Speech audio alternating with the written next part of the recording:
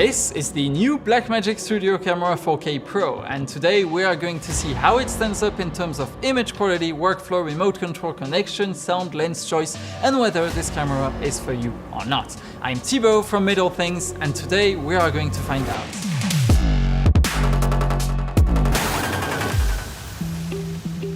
The design of the camera reminds us that of the previous generation Blackmagic Studio cameras. I find it very cool. It's unconventional, it's compact, it's modern, it's a bit heavy, so it's perfect for a studio camera, and this is how it looks next to other Blackmagic cameras like the Pocket 4K or the Ursa Broadcasts. Blackmagic chose some sort of light plastic material, so don't expect a rugged armored metal design, but for the price I think it's perfectly okay, and once attached to a tripod it's rock solid. Besides, as the name of the product suggests, this is not the kind of camera with which you are going to do some run and gun shooting and throw it in a car every 30 minutes. So the camera ships with a 12-volt power supply, a sun hood, 20 camera number stickers for the tally light, and a quick release tripod mount. The quick release mount is well built and it's easy to slide in. There are no end lock like many other quick release mounts, but I did try a few free-fall slide tests, and it turns out that the gravity of the camera prevents it from sliding completely. So you still have a small security. The quick release support is optional, so if you don't want to use it, you still have 2 1/4-inch screw holes and one bigger 3/8 screw hole at the bottom of the camera. Just like many other Blackmagic cameras, you can control the camera using an ATEM remotely. However, on this studio camera, there are 3 different ways you can control it.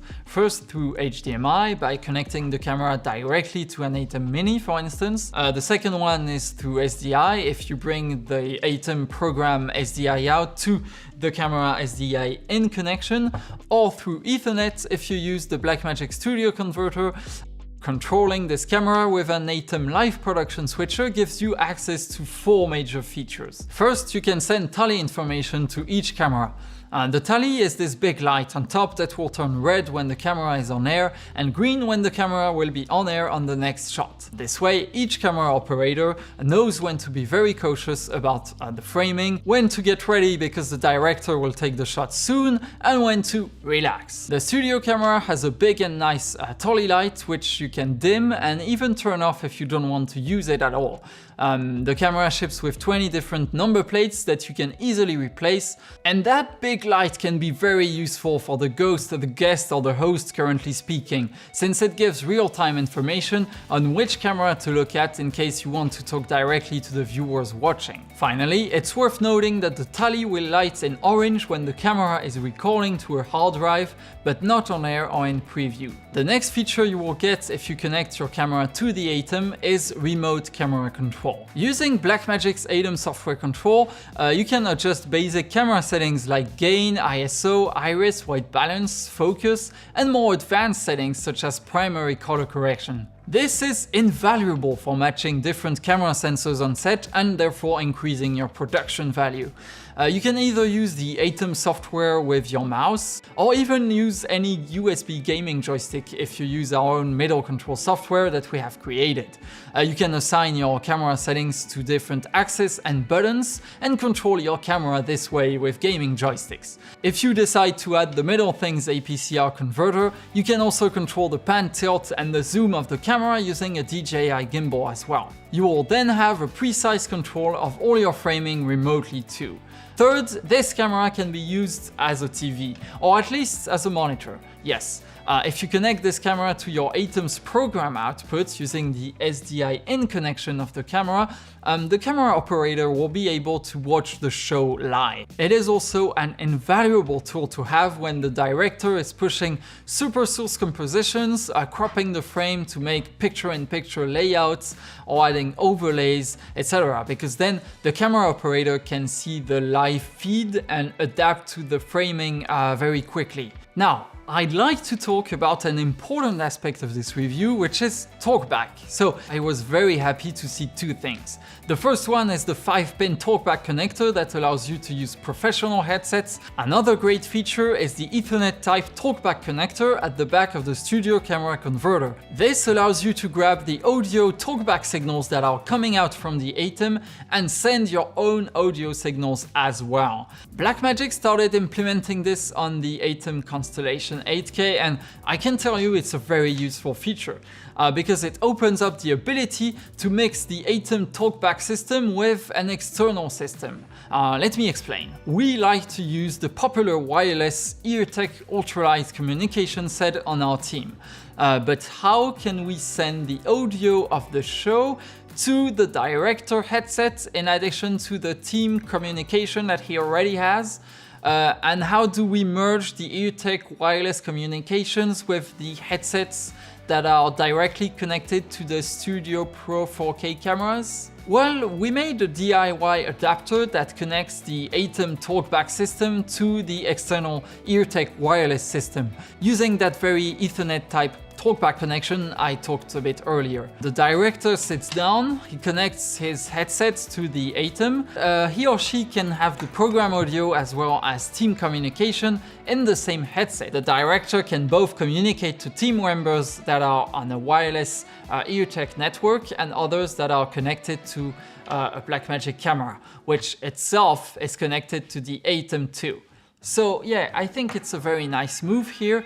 We use the noise cancellation headset, the Bose Soundcom B40, which works fantastic. Yeah, it's a bit pricey. At least for the director, it's very good value to have noise cancellation inside. In the Blackmagic setup page, the camera operator that has a headset plugged into the camera can adjust the volume of the program audio, the volume of the communications, and the side tone audio, which is the amount of audio of your own microphone that you hear in your own headset. The Pro model of the camera has plenty of connections. Two types of 12-volt power inputs, Ethernet, SDI in, SDI out, and 4K HDMI.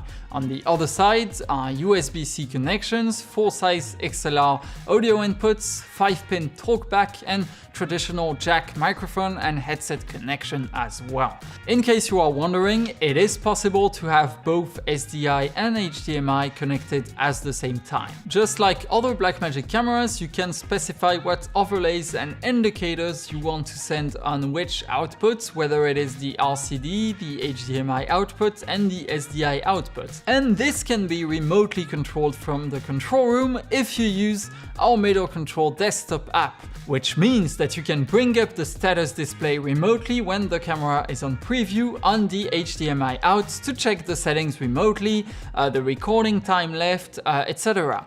You can also bring up the zebra and the force colors remotely, for instance.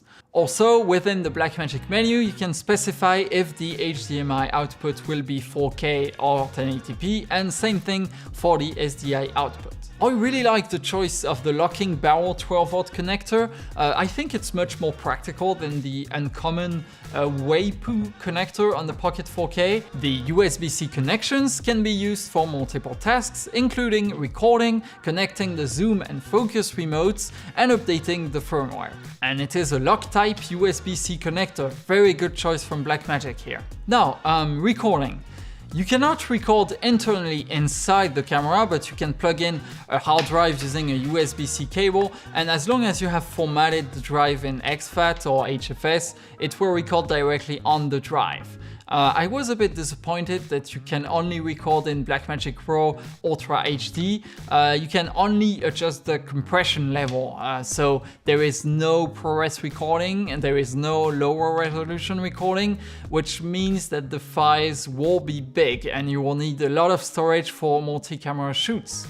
Also, the Blackmagic RAW files will not retain the ATEM remote color shading information, such as contrast, saturation, etc. However, it is possible to record smaller files either by having multiple hyperdecs recording 1080p ProRes or using the Atom Mini Pro ISO and Extreme ISO that can record each camera stream separately in an H.264 format on a hard drive. So you have multiple options here. Also, I didn't find a way to play back the recorded files directly on the camera screen. Other cameras usually have a play button in the Blackmagic ecosystem, so I don't think it's a big issue, but it would be cool for camera operators. Sometimes they want to watch the recordings during breaks on the 7-inch big screen when they want to. I find the screen really gorgeous. It's a 7-inch 1080p LCD with 2000 nit brightness, so it's very bright. The design is almost the same as the Ursa Studio viewfinder, which is already very good quality. I really like the brightness, contrast and focus peaking smooth knobs on the side,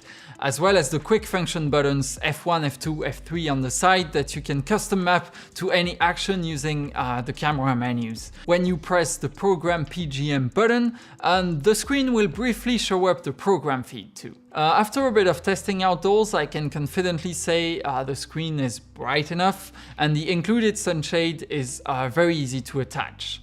The menus are easy to use and it's a pleasure to scroll through. The cool thing is that young camera operators that are used to the Blackmagic OS on Pocket 4K and 6K cameras will be quickly familiar with the workflow of that Studio Camera Pro 4K.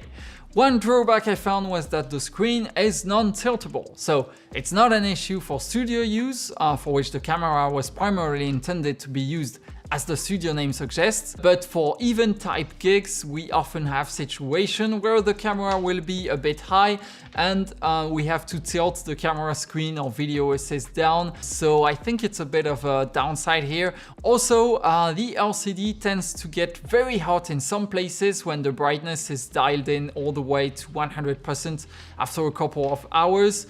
I don't have enough field experience to say whether this will be a big issue or not, but yeah, that's something I noticed. But apart from this, it's a very good screen and it's a good thing because good image quality deserves a good screen. At Middle Things, we're totally obsessed with high image quality. I feel Blackmagic has implemented exactly the same sensor and image processing that the one in the Blackmagic Pocket 4K.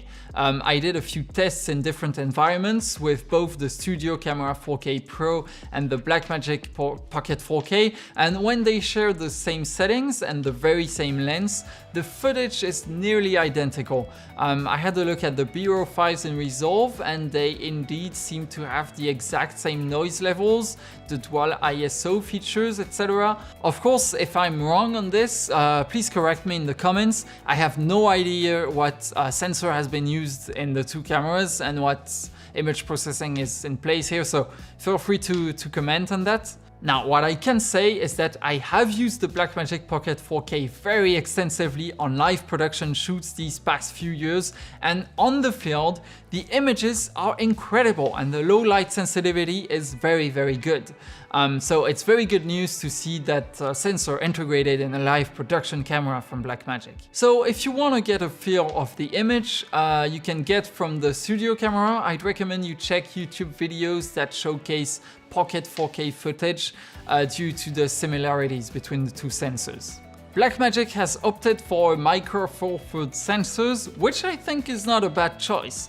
EF and RF mounts are not really suited for live production because of the big sensors they have. With the MFT lens mount, you can use both MFT lenses and EF lenses too with a speed booster, so I think it opens up plenty of opportunities. If you're looking for good MFT lenses, I'd strongly recommend going over the Olympus 12-100 f4 lens. It's my favorite MFT lens for live production because it has great optical quality, image stabilization, and it's already very sharp at f4. Also, it has an incredible range. I think it's one in a kind, like 12-100mm f4. With such a good optical quality, I don't think that there's an equivalent on the market. And if you're looking for a good telephoto lens, I'd go for the Panasonic Lumix Leica 50-200. Of course, these lenses are a bit expensive, so if there are any other lenses that you like and you would like to recommend to others, feel free to let everyone know in the comments. Of course, the B4 lens mount would have been ideal, but these broadcast lenses are quite big and good lenses are quite expensive. So I'd rather see that type of sensor and mount in a V2 version of the Ursa broadcast maybe, it would make more sense. Although the camera is not designed for this type of lens, I did try to put a B4 lens on this camera using a photodiox adapter here. And as you can see, so like you can fit one of those lenses on this camera. However, due to the smaller image circle of the lens, I got a horrible vignetting effect. That maybe could be solved if Blackmagic added a crop mode on the camera. Besides, the electronics of the lens are incompatible with the Micro Four Thirds electronic system, so I wasn't able to drive the focus, iris and zoom of the lens electronically.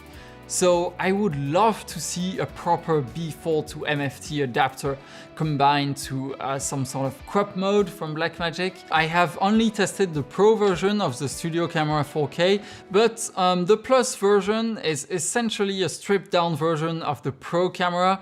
In terms of I/O, you only get one 12-volt power input, an HDMI output, and two USB-C connections, as well as a 3.5mm jack, mic, and phone connection in the Plus version. Also, the screen of the Plus model is a little inferior. I guess it's lower priced. It has a 600 nits brightness instead of 2000 nits on the Pro model.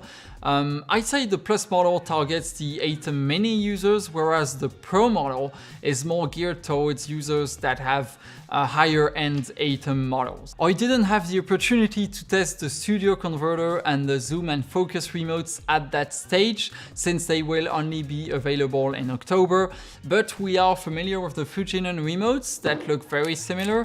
And I can tell you that these are invaluable. So I was surprised to see Blackmagic making those at a much lower price, because these cost thousands of dollars. Besides, just as the F1, F2 and F3 shortcuts next to the LCD screen, you can assign quick toggles on function buttons on these remotes to show the program view, to start the recording for instance, or to push to talk for talkback without leaving your hands from the tripod. The Studio Converter looks very promising as well, because it allows you to pass the video signal of the camera, the return video from the ATEM, the camera control information, the talkback and the power in one single Ethernet cable in 4K. So this will unquestionably help with setup and backup times. Also, we will be able to access talkback information using the connector on the backside, as I mentioned earlier. In a nutshell, I think it's an excellent camera which is perfectly suited for live production. I really see it as a pocket 4K, but packed with all the additional features that are invaluable for live production, including the big 7-inch bright screen, the broadcast connections, the 4K HDMI output, the big Tolly light, talkback, program view, remote control, zoom and focus demand, 10G Ethernet link that has everything in one cable, etc, etc. So I think Blackmagic has done a great job on that one. If you have the old studio cameras that were released a while ago, or you plan to invest into whole new cameras and you don't have any Blackmagic cameras yet, the upgrade is definitely worth the cost.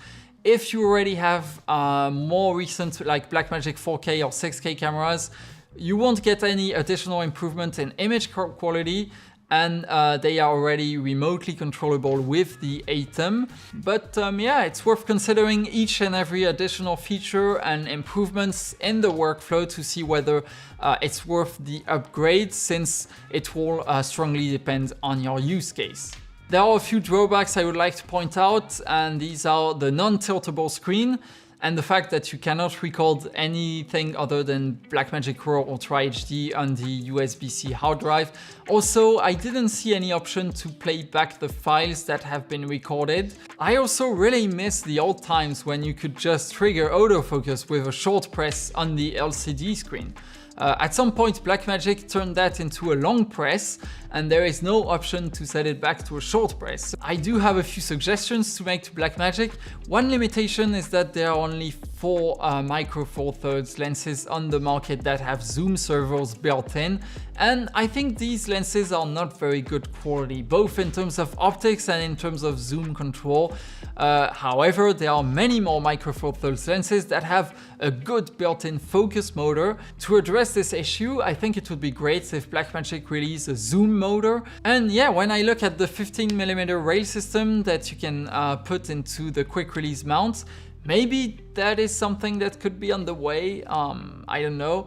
Also, it would be very nice if we could use B4 lenses on this camera as well, so it would be awesome to see a proper lens adapter that would have both a good optical conversion and an electronic conversion from the B4 lens system to the MFT system. I don't know whether this is technically possible though. Lastly, loads of us are waiting for a successor to the Blackmagic Micro Studio 4K that has recently been discontinued, and looking at the design of the camera, it could mean something is on the way as well. But of course we have no clue on Blackmagic's development, so we'll just wait and see. That's all I have to say. I like to finish by saying that we did purchase the camera. It has not been sent to us for free. We make live products as well that help you enhance your live production workflow and improve your production value. So feel free to check out our website at middlethings.co. Thanks a lot for watching, goodbye and see you soon.